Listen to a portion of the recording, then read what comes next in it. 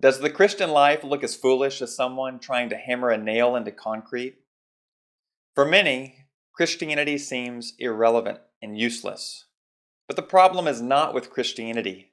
The problem lies in their misconception. Christianity is something different.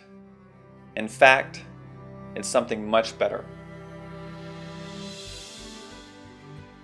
The most popular Bible verse in the whole world is probably John chapter 3, verse 16. This verse is what a taco is to Mexican food, what the Eiffel Tower is to Paris, or what the president is to the US government. It's iconic and representative.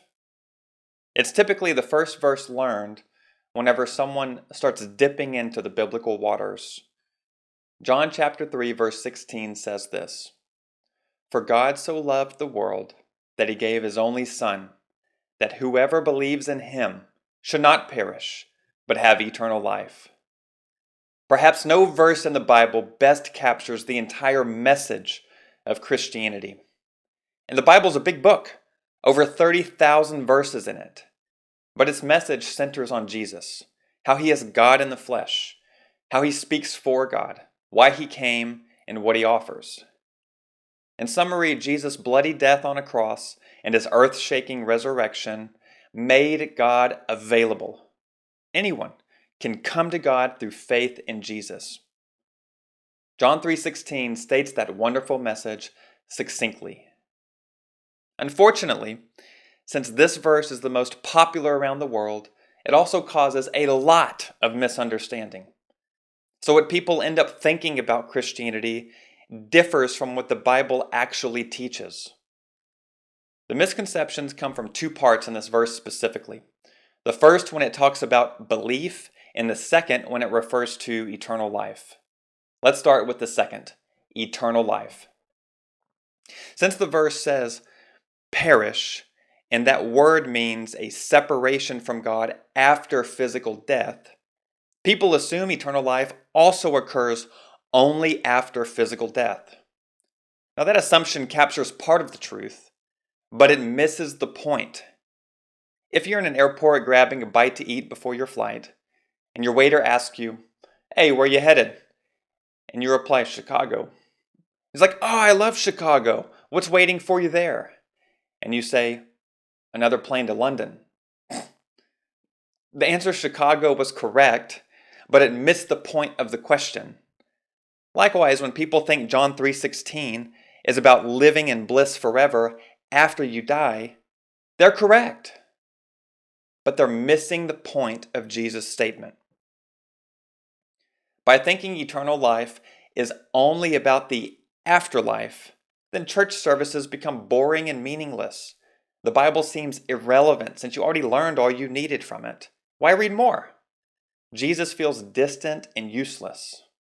He's like a rich millionaire grandfather who could help you if you travel across the borders and get to him, but you're on foreign soil where you can't speak the language and you have no phone, friends, or sense of direction. He's no good to you until you get to him. If heaven's the only point, then that's what Christianity becomes. Assuming it is only about life after death distorts church, it distorts the Bible, it distorts God, and it cuts you off from enjoying many of the immediate benefits that Christianity offers. But actually, eternal life begins right now. It's in the same chapter. Later in John chapter 3, you find this statement, quote, "Whoever believes in the Son has eternal life." Verse 36, has eternal life. Present tense, immediate, ongoing. Eternal life is the right now offer, channeling the right now benefits of Jesus. Elsewhere in John, Jesus said, "I came to give you an abundant life." Yes, the full abundance and the full bliss of eternal life will not occur until after you die. But the whole aim and focus of eternal life is a relationship with Jesus, a relationship that produces a new quality of life to be experienced immediately. It gets better after we die because we get closer to Jesus, being with him in heaven, and our relationship with him gets deeper. All right, eternal life is like a gourmet restaurant. Right now, we receive a foretaste of the food without going into the building. In the next life, you step into the restaurant and enjoy the full course while dining with the chef himself. Now, get this though. Heaven, or the restaurant, is not the focus. Jesus is. And we can experience Jesus and the good things of Jesus right now through faith. And that leads me to the other distortion: believe. People misunderstand Christianity because they misunderstand John 3:16, where it says, "Whoever believes in the Son." People assume belief to be a purely mental exercise, like believing the earth is round or calculating 20% of 100.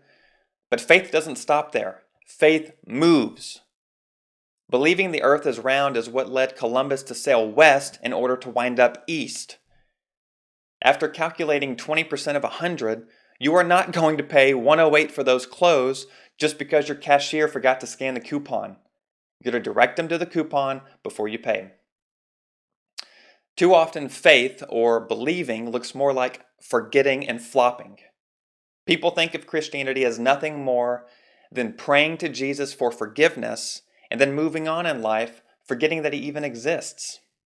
Others simply don't realize the resources they have through Jesus. So when life goes sideways, they end up looking like fish out of water, flopping and flailing. But John 3:16, however, refers to faith that follows. This kind of faith says, "I do" at the altar and then devotes itself to loving, serving, and enjoying the other person. Faith that follows is the kind of faith that benefits us right now. For example, key benefits mentioned in the Gospel of John alone include special peace, special joy, a special sense of Jesus' presence, special light to navigate the journey of life, and special strength to endure the trials of life. Here's what I mean. Imagine Mike has a wife, 2 sons, and a daughter.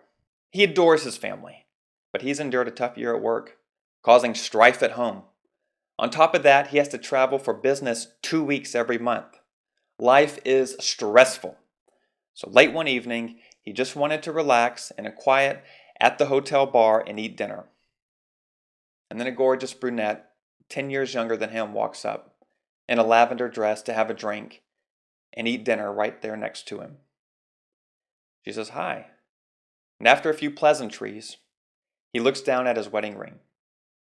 He pulls out his phone and says, although I'm eating dinner here at Marriott in Houston, doing business, my heart is really in Phoenix." And he pulls out his phone and he shows a picture of his wife and 3 children. What Mike's wedding ring and family did for him is what Jesus does for us. Except Jesus is not a mere object that does nothing more than remind us of what we have and who we are. Jesus is a person. We have his presence. He gives us his power, all to experience the right now benefits through faith that follows. It's so painful for me whenever I see or hear people distort Christianity. Typically, it's done not in malice, but in simple ignorance. In this post, I've tried to shine some light on what Christianity actually teaches by looking at John chapter 3, verse 16. Eternal life does not start after we die, it starts right now.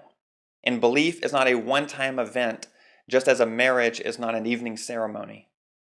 People who get John 3:16 wrong do so because they're influenced by what I call heaven-aimed Christianity.